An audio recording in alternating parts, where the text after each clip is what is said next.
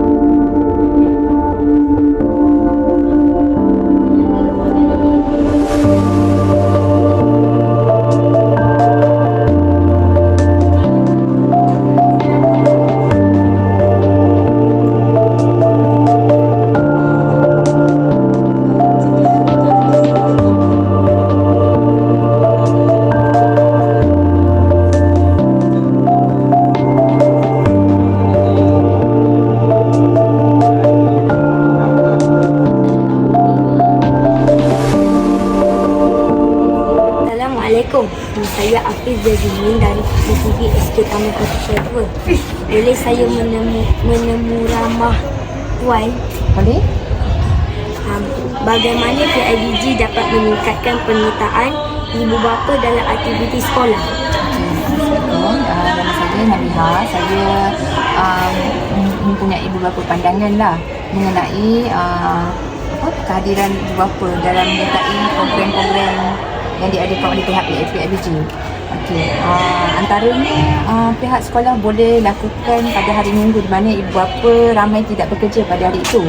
Memandangkan ramai ibu bapa yang bekerja pada hari Isnin, Selasa sampai Jumaat. Jadi hari yang biasanya adalah Sabtu dan Ahad sahajalah. Jadi mungkin pihak sekolah boleh mencari waktu yang lebih sesuai dan pihak ibu bapa dapat hadir. Kemudian mungkin dengan menarik minat ibu bapa untuk hadir ke sekolah, menghadiri program-program di sekolah dengan mengadakan aktiviti yang menarik. Puan, bolehkah saya bertanya sedikit soalan? Boleh, Waalaikumsalam. Soalan dia, apa sahaja isu-isu utama yang perlu dibincangkan dalam mesyuarat ini? Assalamualaikum. Saya Nina Adira. Isu pertama yang untuk saya ketengahkan, yang saya sebagai ibu bapa, sebagai yang nampak keadaan sekeliling.